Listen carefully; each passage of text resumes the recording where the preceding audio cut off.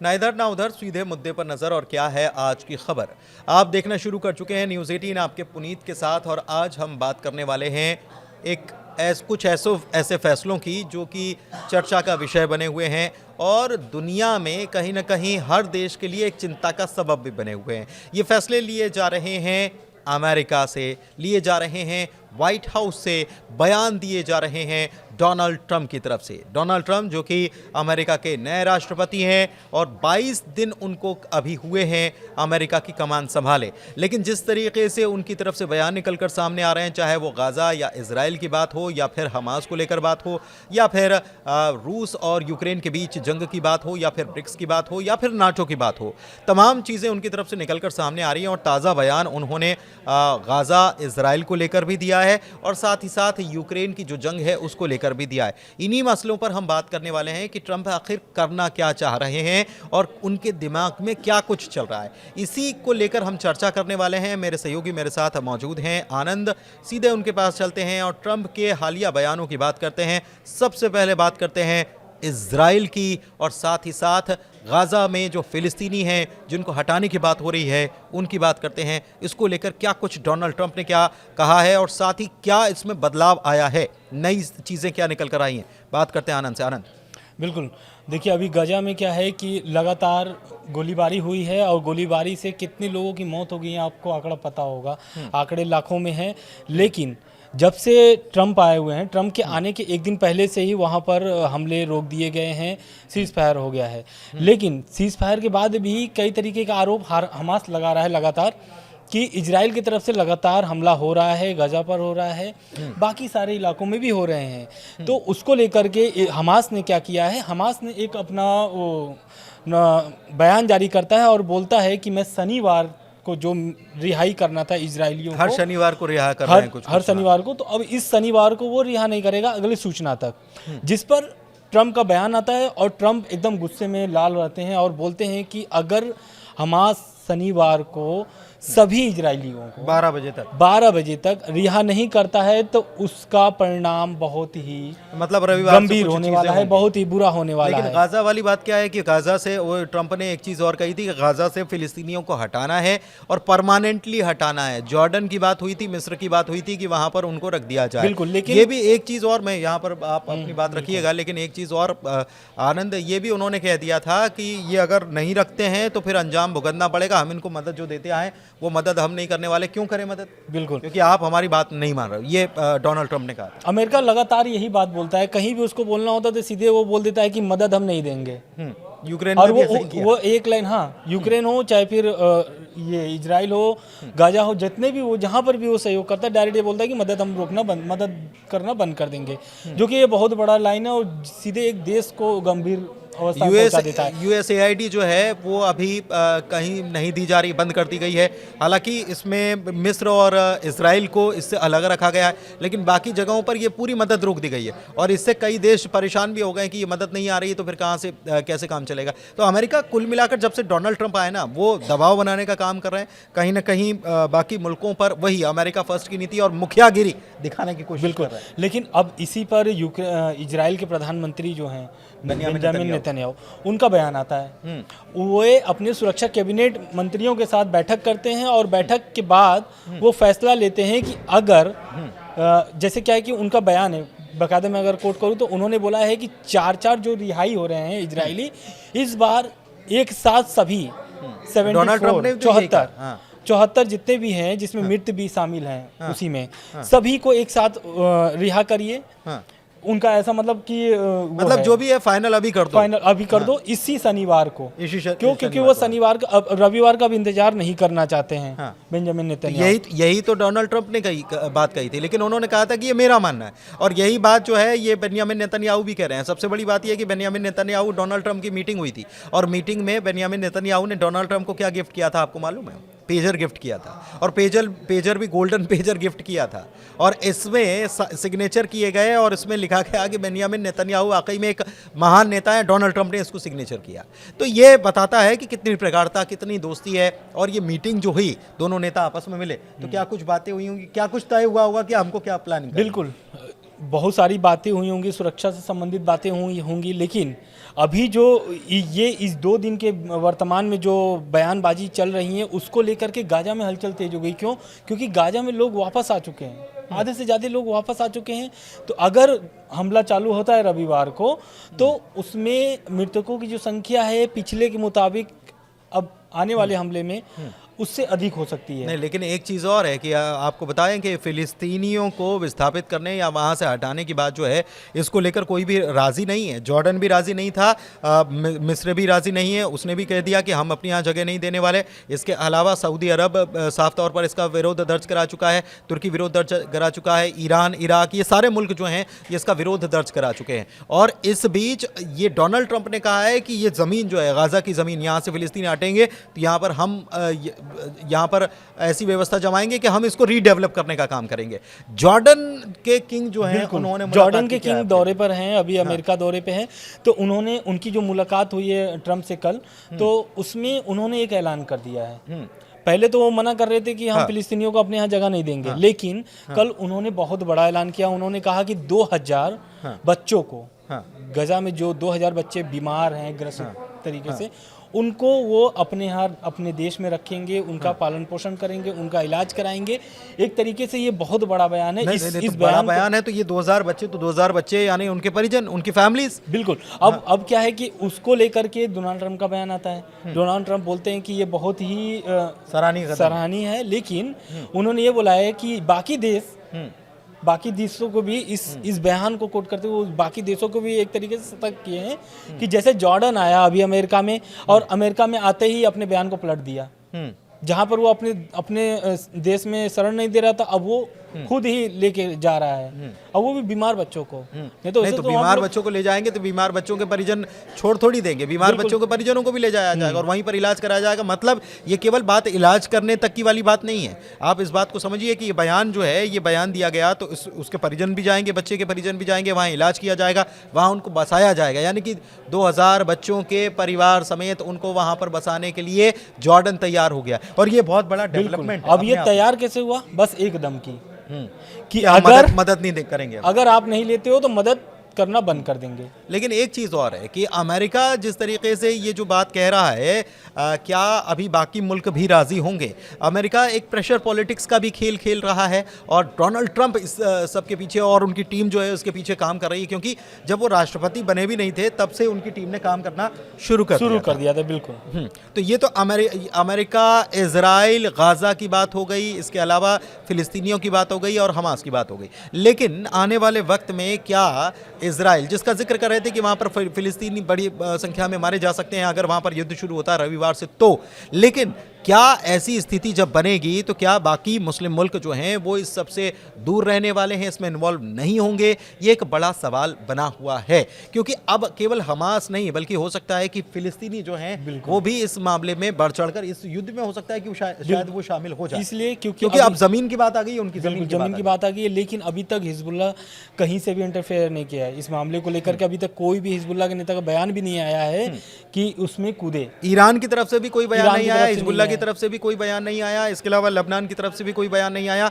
Saudi अरब ने ज़रूर कहा कि हम ये जो फ़िलिस्तीनियों का आप शिफ्ट करने की बात कर रहे हो, हम इससे बिल्कुल इत्तेफाक नहीं रखते हैं और इस बात का हम विरोध करते हैं, तो हम इसके खिलाफ खड़े रहेंगे। तुर्की की तरफ से भी ये कह दिया गया। खैर, इस बीच एक चीज़ और है, चलते हैं यूक्रेन और रशिया के बीच में जो वॉर चल रहा है इसको लेकर, उसको लेकर भी धमकी दी गई है, और धमकी देते हुए ये कह दिया गया है कि हम तो मदद नहीं करने वाले, अगर हम मदद करेंगे तो इस शर्त पर करेंगे कि हमने अभी तक जो आपके लिए लगाया है हमारा कुछ तो आउटपुट निकले। ट्रंप का ये कहना है कि हमने इतना पैसा लगा दिया तो हमको कुछ मिलना भी तो चाहिए, और हमको कुछ मिलना चाहिए मतलब खनिज संपदा पर सीधे टारगेट है ट्रंप का। कहाँ की खनिज संपदा पर?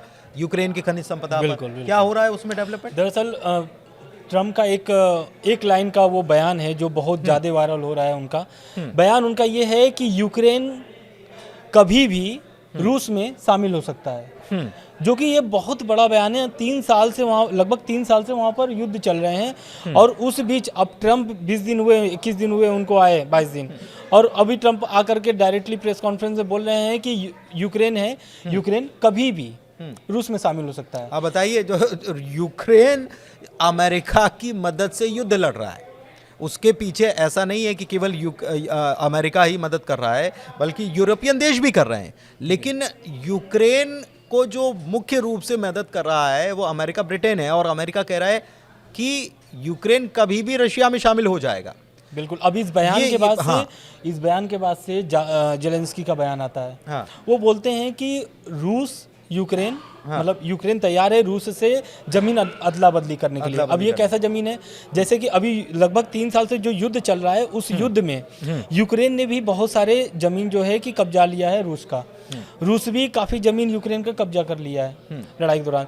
तो अब उसी ये जेलेंस्की बोलते हैं कि ये जो अदला बदली वाला बात है, ये उसी जमीन का बात कर रहे हैं कि अगर 36 महीनों में रूसी सेना ने यूक्रेन के 22% से ज़्यादा इलाके पर कब्जा कर लिया। और इसमें जो इलाका है उसमें भी एक डेटा निकलकर सामने आ रहा है कि लुहांस्क और डोनेस्क, इसमें करीब 60% खनिज भंडार है और इस पर रूस का कब्जा हो चुका है। तो ये एक बड़ा अपडेट इसमें आया है। और इसीलिए ये कह रहे हैं यूक्रेन के राष्ट्रपति जेलेंस्की कि हम ज़मीन की अदला बदली करने के लिए तैयार है। वो भी बयान कब आता है, जब डोनाल्ड ट्रंप ये कहते हैं कि वहाँ पर यूक्रेन कभी भी रशिया के कब्जे में जा सकता है। तो क्या ये माना जाए कि पुतिन और डोनाल्ड ट्रंप के बीच में पुरानी बिल्कुल दोस्ती है, ये तो, या फिर कि उनका सीधे सीधे इशारा या निशाना जो है वो खनिज है वहाँ के? बिल्कुल। देखिए शपथ से पहले जब वो ट्रंप का अमेरिकी जब रिजल्ट आता है उसके बाद से ही एक्टिव हो जाते हैं ट्रंप। और ऐसा चर्चा भी उस समय हुआ था कि एलन मस्क जो है वो सीधे सीधे पुतिन से डायरेक्ट बात कर रहे हैं। ऐसी उसमें चर्चा चल रही थी कि डायरेक्ट एलन मस्क पुतिन से बात कर रहे हैं। तो कहीं ना कहीं इसमें ट्रंप जो है वो इनको रखे हुए हैं बीच में, एलन मस्क को। तो और भी लोग हैं बीच में, बिल्कुल। लेकिन हाँ बिल्कुल, अब वो क्या है कि अब इस बयान के बाद से पुतिन भी बहुत अभी एकदम मतलब कि गदगद हो चुके हैं कि हाँ अब अमेरिका मेरे साथ आ रहा है धीरे धीरे। क्यों? क्योंकि लगभग 3 साल से वहाँ पर युद्ध चल रहे हैं और युद्ध को खत्म करना है। उनका 100 दिन का टारगेट है ट्रंप का। ट्रंप ने एक टारगेट बना लिया, जैसे कि इजराइल हमास का बोले थे कि आने के पहले मैं युद्ध खत्म कर दूंगा, तो एक दिन पहले उन्होंने सीज फायर करवा दिया इजराइल और हमास के बीच। अब 20 जनवरी से वो 100 दिन का टारगेट रखे हुए हैं ट्रंप कि रूस यूक्रेन जो युद्ध चल रहा है वो 100 दिन के अंदर में खत्म कर देंगे। तो अब ये टारगेट जो है ये देखना होगा कि पूरा होता है कि नहीं, क्योंकि एक टारगेट उनका पूरा हो चुका है सीज फायर नहीं, लेकिन टारगेट पूरा हो चुका है, लेकिन उन्होंने एक नई चाल भी तो चल दी है यहाँ पर। और वो नई चाल जो है वो इजराइल के लिए तो मन मुतल्लक या मन मुताबिक कही जा सकती है, क्योंकि इजराइल ग्रेटर इजराइल बनाने का सपना देख चुका है। और ग्रेटर इजराइल बनाने का सपना ही नहीं, हाल ही में एक मैप भी बाकायदा उसकी तरफ से जारी कर दिया गया है, जिसमें कई सारे देश जो हैं उसे वो बताया है कि 3,000 साल पहले, 3-4 हज़ार साल पहले वो कई सारे देश इजराइल का ही हिस्सा हुआ करते थे, इजरायली वहाँ तक फैले हुए थे। तो क्या ये केवल फिलिस्तीन को या गाज़ा पट्टी को अपने कब्जे में लेना, या फिर इसका और विस्तार करना है, ये भी एक बड़ा सवाल है। और क्या मुस्लिम मुल्क इसके लिए राज़ी होंगे, ये भी एक बड़ा सवाल है। इसके अलावा अगर दूसरी तरफ ट्रंप की रूस और यूक्रेन की अगर बात कर ली जाए, तो ट्रंप ने ये कह दिया कि हमने तो बहुत खर्चा कर लिया, हमने बहुत खर्चा कर लिया और अब और खर्चा करने की स्थिति में हम नहीं हैं, हम इस मूड में नहीं है, क्योंकि हमको कोई आउटपुट नहीं मिल रहा है। और आउटपुट की तरफ यानी कि कुछ न कुछ मिले हमको। अमेरिका का इशारा कुल मिलाकर वहाँ की खनिज संपदा से है, और वो चाहते हैं कि 500 बिलियन की खनिज संपदा जो है वो यूक्रेन अमेरिका को देने का वादा करे, तब हम आगे जाकर आपसे बातचीत कर पाएंगे या आपकी मदद कर पाएंगे। कुल मिलाकर मदद का भी मतलब ये है कि मदद कर पाएंगे तो युद्ध शांति की ही बात होगी, यहाँ पर युद्ध शांति हो जाएगी। हालांकि पुतिन इस बात को समझ रहे हैं कि ट्रंप का इशारा किस तरफ है। वो चाहते हैं कि वो खनिज संपदा अमेरिका के पास जाएगी तो अमेरिका माला माल होगा, और अगर रशिया जिसने कब्जा कर रखा है अगर रशिया के पास रहती है तो जाहिर सी बात है कि रशिया को इससे फ़ायदा होने वाला है। तो ये सारी चीज़ें चल रही है। दूसरी तरफ नाटो को लेकर भी कह चुके हैं, क्योंकि ये युद्ध जो है इसमें नाटो भी कहीं ना कहीं मदद तो कर ही रहा है। वो तो नाटो में शामिल होने के लेकर के पूरी युद्ध तो इसी के लिए हो रही है। क्यों? क्योंकि यूक्रेन नाटो में शामिल होना चाहता है। अब पुतिन नहीं चाहते हैं कि नाटो में यूक्रेन शामिल हो। पूरा युद्ध ही तो इसी को लेकर और युद्ध के बीच तो शामिल करने भी नहीं वाले। ये भी कह दिया कि युद्ध चलेगा तब हम इसको शामिल नहीं करेंगे। लेकिन एक चीज़ और है कि डोनाल्ड ट्रंप ने कहा है कि हम नाटो का बोझ नहीं वहन कर सकते, हम नहीं सह सकते। हम कब तक खर्चा करेंगे और हमको नहीं करना खर्चा। क्योंकि ये सारा जो है अमेरिका के ऊपर बोझ आ रहा है और अमेरिका फर्स्ट की नीति को भी उनके ध्यान में उन्होंने रख रखा है। अच्छा, अभी सबसे बड़ी बात ये कि डोनाल्ड ट्रंप खुद एक बिजनेसमैन है, वो समझते हैं कि कहाँ फ़ायदे की चीज़ है। चाहे वो गाज़ा पट्टी पर कब्जे की बात हो कि वो चाहते हैं कि उसको डेवलप हम करेंगे और अमेरिका वहाँ पर रहेगा, अमेरिका रहेगा, ठीक है। और दूसरी तरफ अब अमेरिका रहेगा और इजराइल से उनकी ऐसी दोस्ती, तो अमेरिका और क्या इजराइल, वो तो इजराइल ही हो गया एक प्रकार से। तो ये शायद ये उनके दिमाग में चल रहा है। दूसरी तरफ यहाँ पर भी उनके दिमाग में चल रहा है कि खनिज संपदा हो जाएगी तो बढ़िया रहेगा। तीसरी तरफ वो ब्रिक्स के देशों पर भी कहीं ना कहीं प्रेशर, डी डॉलराइजेशन की कोशिश हो रही है, उसको लेकर वो प्रेशर बनाने की कोशिश कर रहे हैं। टैरिफ वाली बात कही थी उन्होंने। जैसे ब्रिक्स क्या है कि वो अपना करेंसी लेके आना चाह रहा था, तो ट्रंप ने डायरेक्टली, मतलब अमेरिका ने डायरेक्टली मना कर दिया कि अगर ऐसा होता है तो वो 100% टैरिफ पूरी टैरिफ लगाएंगे। तो अब कहीं अगर टैरिफ लगाएंगे तो भाई सभी देशों पर वो बर्डन पड़ेंगे, और बर्डन पड़ेंगे तो जाहिर सी बात है महंगाई कहाँ जाएगी, फिर वो कोई सोच नहीं सकता है। तो इस कारण से अब वो अमेरिका क्या है ना कि वो हमेशा नकेल कसता है, अब चाहे वो उसका दोस्त हो चाहे दुश्मन हो, वो अपना महत्व या ये कह सकते हैं कि वो अपना वजूद बचाए रखने के लिए और अपनी ताकत या अपनी अहमियत दिखाने के लिए भी कई बार अमेरिका की तरफ से ये स्टांस या ये कदम उठाए जाते हैं या इस प्रकार के बयान निकलकर सामने आते हैं। सबसे बड़ी बात कि कनाडा पर जिस तरीके से उन्होंने टैरिफ लगाने का काम किया, उसके बाद से टैरिफ वॉर शुरू होने की भी बात कही गई कि एक दुनिया में एक नई तरह की जंग शुरू हो जाएगी, टैरिफ वॉर। ब्रिक्स को लेकर उन्होंने कहा कि 100% तक टैरिफ लगा देंगे, यानी कि भारत में जो सामान बनता है और वहाँ जाता है, अगर 100 रुपये में जाता है तो उसकी कीमत 200 हो जाएगी, और 200 हो जाएगी तो जाहिर सी बात है कि भारतीय सामान को चाइना के ऊपर भी उन्होंने कर दिया, 10% अतिरिक्त उन्होंने लगा दिया। और चाइना ने इसके बाद कहा कि हम इसको मंजूर भी नहीं करते हैं और हम अंतर्राष्ट्रीय स्तर पर इस मामले को उठाने वाले हैं। तो कुल मिलाकर ट्रंप जो हैं वो अपने बयानों को लेकर कहीं ना कहीं सभी देशों में एक टेंशन क्रिएट किए हुए हैं, खलबली भी मचाए हुए हैं कि आगे क्या होने वाला है। तमाम देशों के प्रतिनिधि उनसे मुलाकात कर रहे हैं, लेकिन इस बीच बाँछें किसकी खिली हुई है?